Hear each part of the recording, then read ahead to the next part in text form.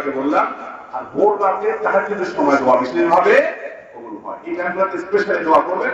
এছাড়া 5টার সময়ের কথা বললাম, সেই সময়গুলোতে দোয়া কবুল হয়, সেগুলো বিশেষভাবে যখন দোয়া করবেন এবং আপনারা চোখগুলো খুলে নেবেন। এরপরে প্রশ্ন হলো, আমি নামাজের ইমামতি করেছি, নামাজ শেষে মুসল্লিগণ চলে যাওয়ার পর দেখলাম নামাজের মধ্যেই আমার ওযু ভেঙে গিয়েছে। মুসল্লিগণ সবাই চলে যাওয়ার ফলে আমি একাকী নামাজ আদায় করেছি। মুসল্লিদের পক্ষ থেকে আমি কিভাবে নামাজ আদায় করতে পারি? এই সমস্যাটি আমার ভিন্ন ভিন্ন সময় একাধিকবার হয়েছে। এরূপ নামাজের হুকুম কি? আল্লাহ মাফ করুন, কোন ইমাম সাহেব যদি নামাজ পড়ার পরে টের পাইলেন যে তার ওযু হয় নাই অথবা ওযু ছাড়া তিনি নামাজ পড়ছেন, তাহলে সেক্ষেত্রে নামাজের পর তিনি ওই নামাজ নিজে একা দৌড়াতে হবে না, মুক্তাদিরকে ঘোষণা করতে হবে যে তোমরা ভাইরা আমার এই ভুলের কারণে নামাজটা হয় নাই, আপনারা আবার নামাজটা পড়তে হবে।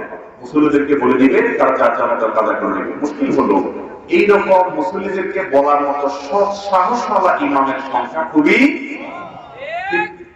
ঠিক আসতে বলেন, কারণ ইমাম সাহেবের দোষ যতটা তার থেকে বেশি দোষ আমাদেরও আছে, ঠিক না বেঠিক?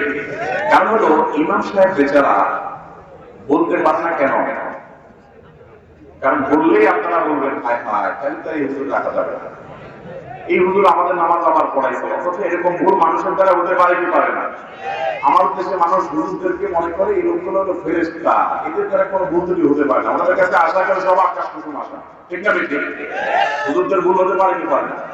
তবে ইমাম সাহেবের ভুল হলেই মাথায় গামছা বেঁধে লেগে যাওয়া, এটা হলো অজ্ঞানতা, এটা হলো মূর্খতা, এটা করা যাবে। আল্লাহ আমাদেরকে বোঝার তৌফিক দান করুন। ইমাম সাহেবের ভুল হলে এটাকে স্বাভাবিক নিতে হবে, ওনারা মানুষ। আমি তো মক্কাতে হারামে একবার মনে আছে, মসজিদুল হারাম মক্কাতে আপনার এক ইমাম সাহেবের পিছনে নামাজ পড়ার সময় খেয়াল করছি, হারামে থাকতে জমি একটা কেরাতের এক জায়গায় ভুল হয়ে গেছে, ওই জায়গায় 3বার 4বার রিপিট করতেছে, কিন্তু ধরতে পারতেছে না কেরাতটা। পেছন থেকে লোকমা দিচ্ছে, সেটাও তিনি ধরতে পারছেন না। 3বার 4বারের পরে যায় উনি লোকমাটা ধরতে পারছেন, তারপর তিনি সালাত সমাপন করছেন। আমার দেশে হলে মানুষ বলতো এই লোকটা হারামি ইমাম বানাইছে, অথচ মানুষ হিসেবে ভুল হতে পারে কি পারে না? আর স্বয়ং নবী করিম সাল্লাল্লাহু আলাইহি ওয়াসাল্লাম একবার তিনি নামাজের রাকাত সংখ্যা ইমামতি করতে গিয়ে তার ভুল হয়ে গেছে।